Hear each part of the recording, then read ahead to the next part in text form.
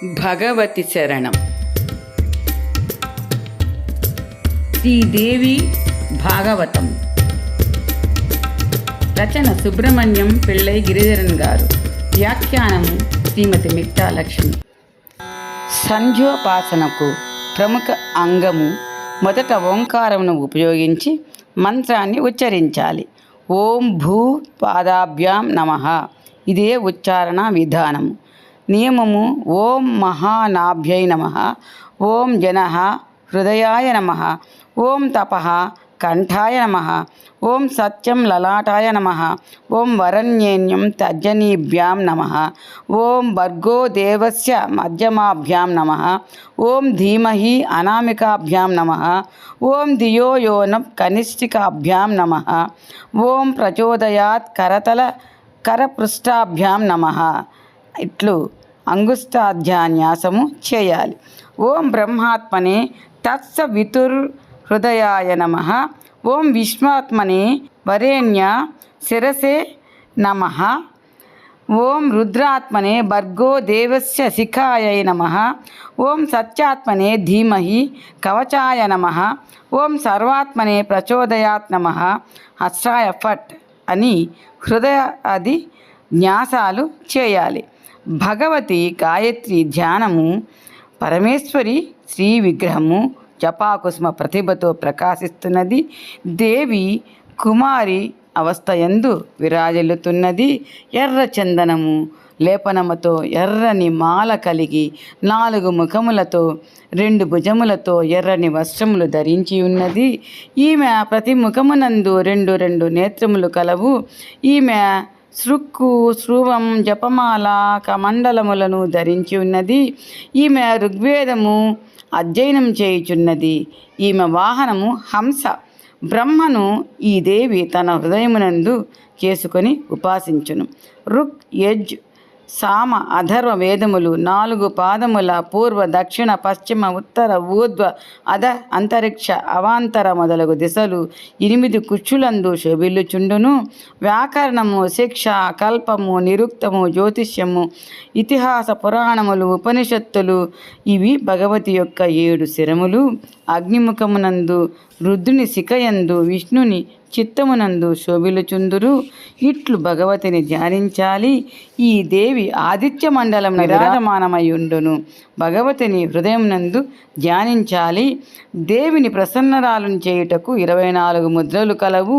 సుముఖము, సంపుటము, వితతము, విస్తృతము, ద్విముఖము, త్రిముఖము, చతుర్భుజము, పంచముఖము, షణ్ముఖము, అధోముఖము, వ్యాపకాంజలి, శకటము, యమపాసము, గ్రంథితము, సముఖోన్మఖము, ప్రలంబము, ముష్టికము, మత్స్యము, కూర్మము, వరాహము, సింహక్రాంతము, మహాక్రాంతము, ముద్గరము, వల్లవము అనునవి 24 ముద్రలు.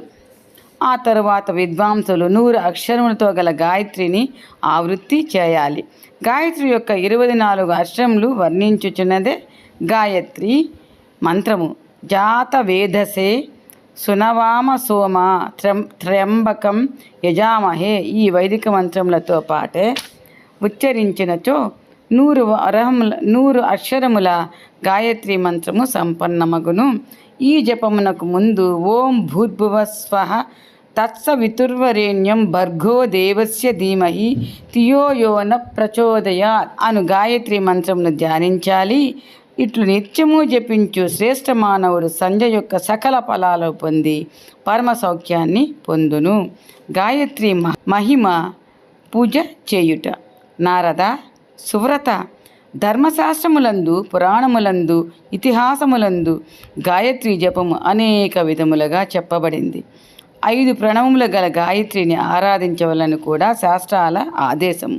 గృహస్థుడు, బ్రహ్మచారి, మోక్షగామి అయిన పురుషుడు ఓంకారంతో కూడిన తురీయ పాదమును జపించాలి. గాయత్రి యొక్క తురీయ పాదము పరో రజసే సావధూం అనునదియే. చిదానందమగు హృదయమునందు సూర్యుడు, చంద్రుడు, అగ్నుల రూపమైన ప్రణవ రూపము, అచలము, పరము, సూక్ష్మము, జ్యోతిస్వరూపము, సచ్చిదానందమగు బ్రహ్మ ఆ ఆనందమునకు సాధకుడు అగునుగాక. త్రిశూలము, యోని, సురభి, అక్షము, మాల, లింగము, అంబుజము 7 మహాముద్రల చేత తురీయ గాయత్రిని ప్రదర్శించవలను. మనస్సునందు ధ్యానించి 5 రకముల ఉపచారాలతో దేవికి మానసిక పూజ చేయాలి. లం పృథ్వీ స్వరూపిణి జైవికి గంధము అర్పించదను. హం ఆకాశ స్వరూపిణి దేవికి పుష్పములు నొసగదను.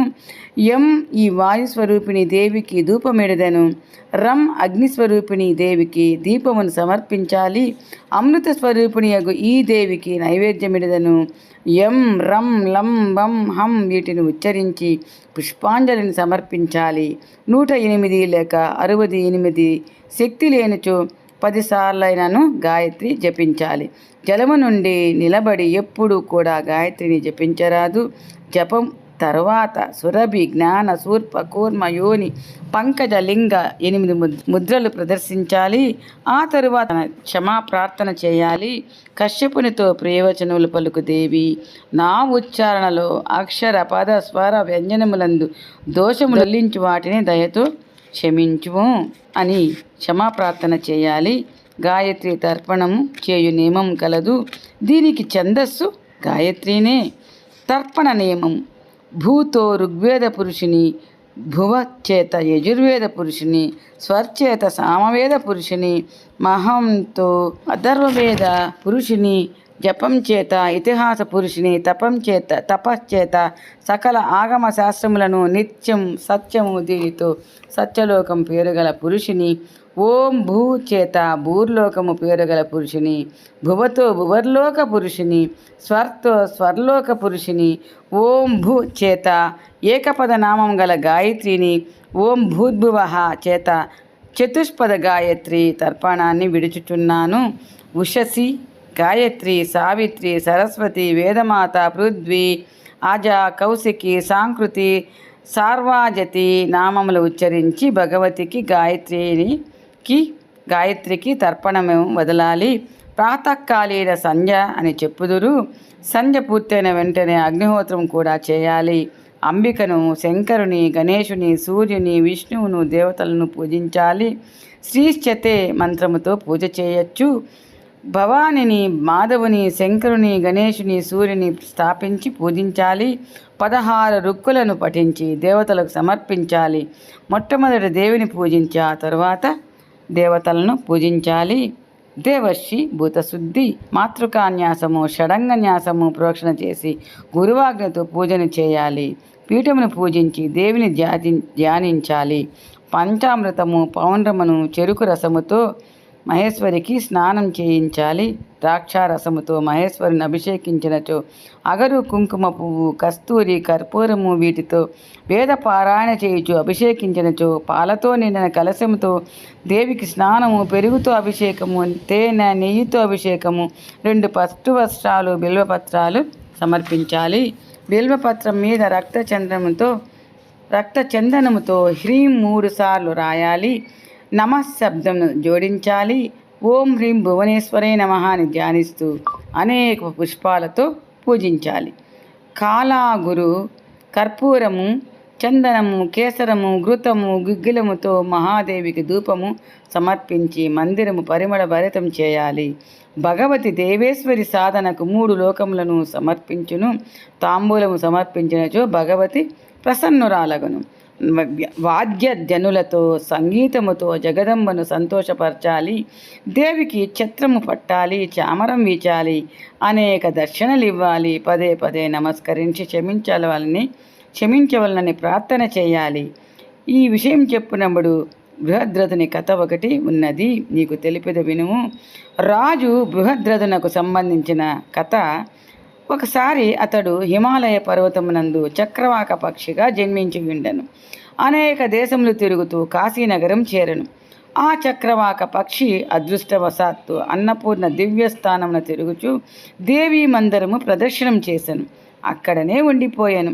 ఆ తర్వాత కొన్ని దినములకు మరణించి స్వర్గమునకు వెళ్ళాను. స్వర్గములో 2 కల్పములుండెను. ఉత్తమ క్షత్రియ వంశమునందు ఆవిర్భవించి బ్రహ్మధ్రదుడను పేరుతో ప్రసిద్ధి చెందెను. అయితే అతనికి పూర్వజన్మ విషయములన్నీ జ్ఞాపకముండెను. మునిగణముల అతడికి వచ్చిరి. రాజా, ఏ పుణ్య ప్రభావన మీరు పూర్వజన్మ శృతిని కలిగి ఉన్నారు? మీ జ్ఞాన రహస్యము ఎరుగుటకే మేము ఇచ్చటికి వచ్చితిమి అని కోరగా, మునివరులారా, నేను త్రికాలజ్ఞుడను.